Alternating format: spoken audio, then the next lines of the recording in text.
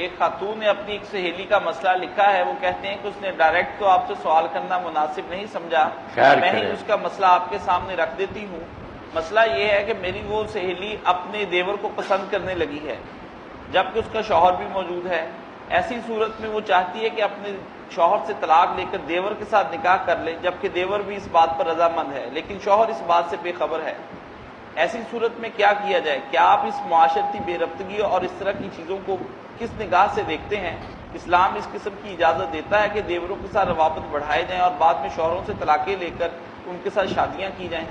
برائے مہربانی اس بارے میں تھوڑی رہنمائی فرمائیں۔ یہ صرف فقہی مسئلہ ہی نہیں ہے بلکہ یہ ایک معاشرتی اور سماجی مسئلہ ہے۔ آپ سماجی پہلوؤں پر بھی نظر رکھتے ہیں، اس لیے آپ کی ایک نظر کی ضرورت ہے۔ میری بچی ڈائریکٹلی پوچھی کوئی نہیں، میری بیٹی، مگر چلو آپ نے بیٹا اس کی طرف سے بیان کر لیا۔ قرآن نے ان کو افدان کہا، یہ جو خفیہ دوستیاں لگا رہے تھے نا مرد عورت میں، خدن کی جمع افدان، یہ یارانے نہیں ہونے چاہیے، مگر اگر بدقسمتی سے ایسا ہو گیا نا تو پھر حل یہی ہے کہ پہلے خامن سے دھوکہ نہ کرے، اس کو صاف کہہ دے کہ میرا تیرا نباہ نہیں، اور وہ بھی عقل سے کام لے کہ بدکاری ہو جائے گی پھر ٹھیک ہے، طلاق دے دے اور وہ دیور سے شادی کر لے، حلال رستہ اختیار، حرام نہ کرے۔ یہ ہمارے یہاں جو ہے نا کہ طلاق ہی نہیں دیتے، وہ خواہ دیتے ہیں، انہوں نے مذاق بنا رکھے، کچھ جان ہی نہیں چھوڑتے، پھر وہ عدالتوں کے دھکے کھاتی ہیں، طرح طرح کے بہتان لگا کر جان چھڑاتی ہیں، کچھ فائدہ نہیں۔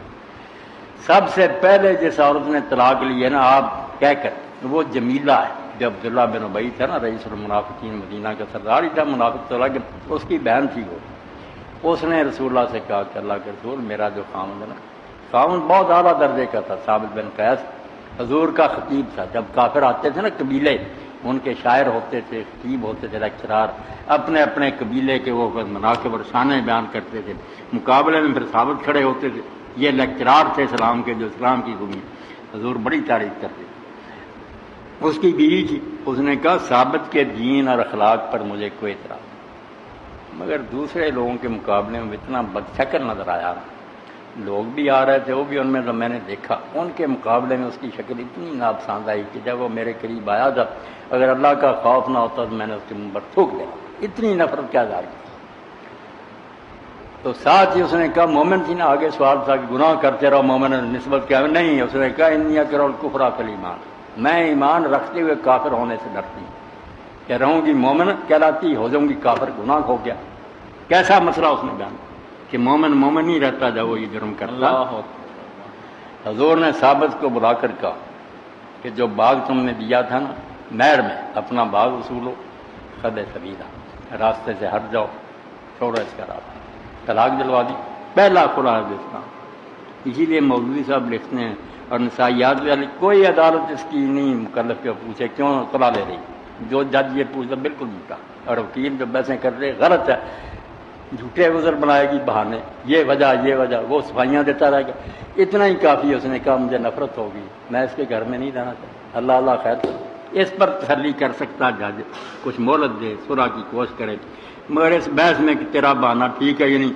رد کر دے گا، وہ ایمان میں کفر کرے گی، پھر گناہ کے، پھر ٹھیک ہے۔ تو اس لیے بچی اگر یہ چاہتی ہے نا تو خامن سے صاف کہہ دے، بچنا تو چاہیے تھا، مگر ہو گیا اگر یہ معاملہ، طلاق لے لے، کیا کر، نہیں دیتا تو عدالت سے لے لے، تو اپنے دیور سے شادی کرے، کوئی گناہ نہیں اس میں، بدکاری نہ کرے، حلال کا رستہ اختیار کرے۔ مولانا صاحب، اس میں ایک پہلو پر یہ بھی ایک روشنی تھوڑی سی ڈالیے کہ گھروں کے اندر جو ہمارے ہم بے پردگی ہے، اور آج کل جس طرح کے لباس خواتین گھر میں پہن کر پھرتی ہیں، جہاں ان کے دیور بھی ہیں، ان کے اپنے جیٹھ بھی ہیں، چچا تایوں کے بیٹے بھی آتے ہیں، تو کیا یہ اس طرح سے ایک کانٹے بوئیں گے کاشف بیٹا تو پھر کانٹے چبھیں گے، جب ایسی چیزیں آ گئیں گھروں میں، یہ موبائل فون آ گیا اور یہ انٹرنیٹ آ گیا اور ٹیلی ویژن آ گیا، بے پردگی، جی ہاں، نتیجے یہی نکلے، پھر بعد میں رونے کا کیا فائدہ۔ جی ہاں، اس پر وہ حدیث پاک یاد آتی نا، جیسے لوگوں نے نکال لیا کہ دیور جیٹ سے پردہ کرو، ان کی بھی جاتی ہے، گھر میں آنے والوں سے پردہ ہوگا کہ جینا حرام ہو جائے گا، مگر جو تنہائی میں بیٹھنا علیحدہ، یہ بھی جرم ہے کہ کوئی تیسرا آدمی نہیں، دیور ہے جیٹھ ہے اندر بیٹھی ہوئی بند کمرے میں۔ اس کا حضور نے جب کہا نا کہ کوئی عورت تنہائی کی بات تھی، پردہ نہیں تھا، اس طرح نہ بیٹھے کہ وہاں کوئی محرم پاس نہیں، ورنہ تیسرا شیطان ہوگا، صحیح رون گا الحمق خامد کا بھائی وغیرہ ہے وہ تو موت ہے، وہ تو زیادہ خطرناک بات ہے، بیعت کر لی۔ اس حدیث سے کیا یہ بات واضح ہوتی ہے کہ جو دیور ہیں وہ بھابھیوں کے کمرے میں جا کر بھائیوں کی عدم موجودگی میں یا کوئی اور فرد نہ ہو نہ بیٹھیں ان کے پاس، یا گھر میں بھی ہیں تو الگ، سارے گھر کے افراد ہیں نا وہاں بیٹھ رہے، علیحدہ نہیں بیٹھنا۔ مولانا یہ بھی ایک عمومی طور پر رویہ دیکھا گیا ہے کہ گھر والے جب جاتے ہیں تو بھابھی کو بھی گھر چھوڑ جاتے ہیں، دیور کو بھی چھوڑ جاتے ہیں، یہ بھی تو ایک رویہ تنہائی والا ہی ایک رویہ آ جاتا ہے۔ ساری خرابی اسی سے پیدا